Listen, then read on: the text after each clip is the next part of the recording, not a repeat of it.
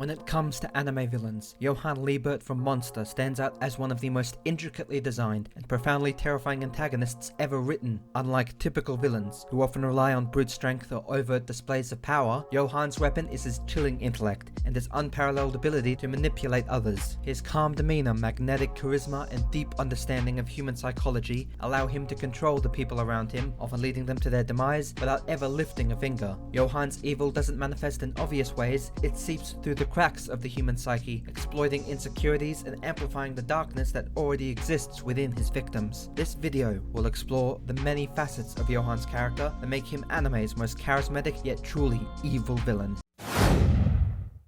Johan's origin story is key to understanding the complexity of his villainy. From an early age, Johan and his twin sister Nina were subjected to horrific psychological experiments designed to create the perfect leader, a person who could control others through sheer mental power. These experiments, which sought to mold Johan into a figure capable of bending the will of the masses, were rooted in trauma and psychological abuse. Johan's early years were marked by the stripping away of his humanity, leaving him a blank slate upon which his darker tendencies would become imprinted upon. This horrifying and evil upbringing didn't just create a monster, it crafted a being who understood the depths of the human suffering and how to manipulate it. What makes Johan's childhood particularly unsettling is the duality that begins to emerge between him and Nina. Despite enduring the same traumatic experiences, Nina manages to cling to her humanity, constantly striving for redemption and healing. In contrast, Johan seems to embrace his trauma, allowing it to fuel his manipulation of others, with his detachment from his own emotions, allowing him to view people as mere pawns in his larger, twisted, sick game.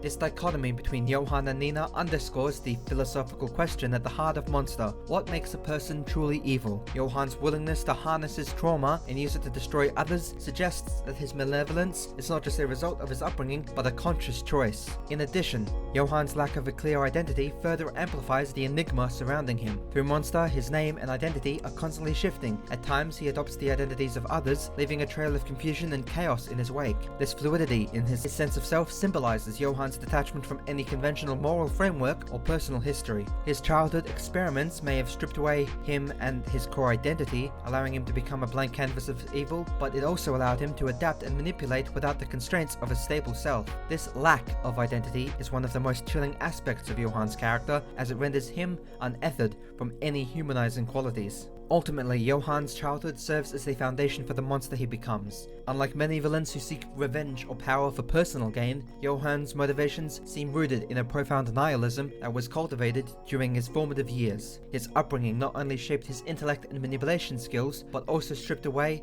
any sense of morality, leaving a figure who operates in the shadows, thriving on chaos and destruction, with his origins not being an excuse for his actions, but a lens through which we, the viewer, can understand how he evolved into the enigmatic and evil figure he became. At first glance, Johan Liebert comes across as a soft-spoken, polite, and highly intelligent individual, a far cry from the archetype of a villain. His outward charm and charisma are disarming, making him seem like a trustworthy and benevolent figure. However, this calm and composed exterior is merely a mask, concealing a mind capable of orchestrating atrocities with chilling efficiency. Johan's charm is not superficial, it is a calculated tool to which he uses to manipulate those around him. People are naturally drawn to him, lured in by his magnetic personality, and before they realize it, they've fallen carefully into his laid trap. What makes Johan's charisma so dangerous is how effectively it allows him to blend into society. While many villains in anime are immediately recognizable through their menacing appearances or overwhelming power, Johan's evil is concealed behind an innocent-looking facade. He presents himself as a man of refined taste and sophistication, often maintaining an aura of calm, even when orchestrating the downfall of those around him. This stark contrast between his appearance and his true nature makes him all the more terrifying, as it forces those who encounter him to question their own judgments. Johan's charisma gives him access to positions of power without anyone suspecting his true intentions. Perhaps the most terrifying example of Johan's charisma is the way he is able to manipulate entire communities into self-destruction. Throughout Monster, he does not just manipulate individuals, but entire groups of people, using their fears, desires, and insecurities against them. His ability to foster trust and then turn that trust into a weapon of destruction is unparalleled. People commit unspeakable acts under Johan's influence, convinced they are acting of their own free will. Johan's greatest weapon is not force or violence, but the subtle manipulation of human emotions, and he wields this power with the precision of a master puppeteer. Even more chilling is the way Johan takes pleasure in his manipulation. Unlike other villains who seek some form of external reward for their actions, Johan's satisfactions come from the act of self-destruction itself. He revels in the chaos he creates, finding joy in the psychological unraveling of his victims, with his charisma not being just a tool for manipulation, but also a means of deriving personal satisfaction from the pain he causes, making him both captivating and horrifying to watch. Johan Liebert is not just a villain who commits evil acts, he is a villain with a deeply rooted philosophy that drives his actions. One of the most chilling aspects of Johan's character is his nihilistic belief in the meaninglessness of life. To Johan, human existence is nothing more than just a series of random events, devoid of any inherent purpose or value. This belief is not merely theoretical for Johan, it is the guiding force behind every action. He seeks to prove the futility of human experience and existence by pushing others to their breaking point, forcing them to confront the void he perceives in the world. This philosophy is demonstrated in Johan's treatment of those he manipulates. Rather than simply killing his victims, Johan prefers to dismantle their sense of self and purpose. He doesn't just take away lives, he takes away their meaning. Johan's greatest pleasure comes from not just the act of murder, but from the psychological devastation he leaves in his wake. He forces people to question their own value, leading many to suicide or madness. By erasing any sense of meaning in their lives, Johan reinforces his belief in the inherent emptiness of the human experience, making his victims living proof of his nihilistic worldview. Johan's philosophy is further reflected in the randomness of his violence, where throughout Monster Johan kills and manipulates seemingly without motive. His actions are not driven by revenge, greed, or a desire for power. Instead, they seem almost arbitrary, as if he is conducting a twisted experiment on the fragility of human life. However, Johan's nihilism is not absolute, where at certain points within the series, Johan exhibits a desire to return to a state of non-existence, suggesting that his belief in the meaninglessness of life extends to his own existence. His ultimate goal seems to disappear completely, to erase not only his presence in the world, but the very memory of his existence. This desire for erasure makes Johan's nihilism all the more terrifying, as it reveals a character who seeks not just to kill, but to annihilate all sense of existence. Johan's character is a perfect blend of the human and the inhumane, a duality that makes him a uniquely terrifying and unforgettable villain. On the one hand, Johan displays traits that are disturbingly human, where he is capable of understanding and manipulating human emotions with a level of precision that suggests a deep empathy, even if that empathy is twisted into something malevolent. Johan understands the fears, insecurities, and desires of those around him, and he uses this knowledge to control them. His ability to mimic human emotion makes him seem almost relatable at times, which only adds to the horror when his true nature is finally revealed. On the other hand, Johan's actions often transcend to what we would consider human behavior. His complete lack of remorse or guilt for the suffering he causes suggests a detachment from the emotional responses that define most human interactions. Johan's ability to switch off his emotions, to view life and death as meaningless, pushes him into the realm of the inhumane. He becomes less of a person and more of a force, a living embodiment of destruction and chaos. This inhumanity is what allows Johan to commit acts of such cruelty without hesitation, as he views the people around him as mere tools or experiments rather than individuals with intrinsic value. Yet it is precisely this blend of human and inhumane qualities that makes Johan such a compelling villain. He is not a mindless killer or a force of nature that cannot be reasoned with. Instead, Johan is a deeply intelligent person who is capable of rational thought, which makes his actions all the more terrifying.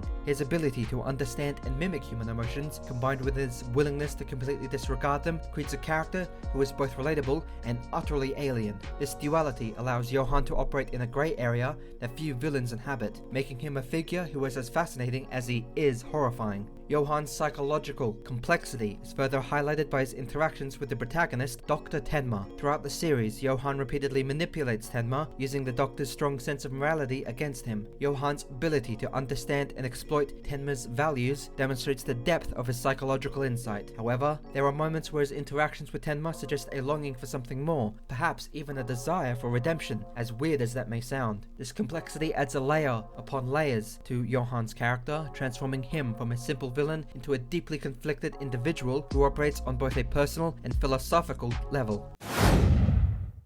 One of the most striking aspects of Johan Liebert's character is his deliberate manipulation of identity, of both his and others. Throughout Monster, Johan frequently alters his identity, with this fluidity in his identity playing a significant role in his ability to manipulate and control those around him. With his lack of a fixed identity, this allows him to operate with impunity, as he can simply discard one persona and adopt another whenever it suits him. Johan's manipulation of his own identity extends beyond mere name changes. This erasure of identity that he goes through is a key aspect of Johan's philosophy of nothingness. By rejecting any sense of self, he becomes a living void, a figure who exists only to destroy. This constant reinvention of himself is a manifestation of his belief that life, and by extension identity, has no inherent meaning. In a sense, Johan's lack of a fixed identity mirrors his broader philosophy that human existence is fleeting and ultimately insignificant. What makes Johan's manipulation of identity particularly chilling is how he projects this same loss of self onto his victims. He manipulates individuals into questioning who they are, leading them to lose their grip on reality, where in some cases Johan's influence is so powerful that his victims no longer recognize themselves, driven to madness or suicide as they lose their sense of self. Johan's ability to rob others of their identity is a reflection of his own internal void, where he drags others into the abyss with him, erasing their existence just as he seeks to erase his own. And while Tenma and Nina strive to hold onto their sense of self and morality in the face of overwhelming darkness, Johan revels in the fluidity of his identity. Johan, who actively rejects his personality, underscores the philosophical themes of this series. His manipulation of identity is not just a tool for his villainy, but it is a core aspect of his character, a reflection of belief in the meaningless of life and the fragility of human existence. One of the most unique and terrifying aspects of Johan Liebert, and there are many, is how little he speaks in comparison to other villains in anime. While many antagonists in anime are characterized by grand monologues or boasts of their sheer, unbelievable power, Johan's silence is deafening. His actions often speak louder than words, and when he does choose to speak, every word is carefully chosen to maximize its psychological impact. Johan's ability to manipulate and control others through minimal dialogue adds to his mystique, to his manipulations, making him a villain who doesn't just rely on overt displays of power to assert his dominance. His silence in many ways is what makes him so endlessly terrifying. This deliberate use of silence also allows Johan to maintain an air of mystery and unpredictability. This economy of language makes Johan a master of psychological warfare, where he can destroy a person's sense of self-worth with just a few sentences. By speaking only when necessary, Johan keeps those around him constantly on edge, never knowing when or how he will strike next. This unpredictability adds to his aura of danger, as it becomes clear that Johan does not need to boast or explain his actions. His mere presence is enough to instill fear. In a world where many villains seek to overpower their enemies through physical force, Johan demonstrates that true power lies in the ability to control the minds of others, where ultimately, his use of silence as a weapon makes him a uniquely chilling and memorable villain. His ability to control others without ever raising his voice or engaging in long-winded speeches sets him apart from more traditional antagonists. Johan doesn't need to explain his motives or justify his actions. His silence speaks volumes. It is this quiet, calculated, manipulative approach to villainy that makes Johan so terrifying. He is a character who understands that sometimes the most terrifying thing of all is not what is said, but what is left unsaid. Oh, I track all my love.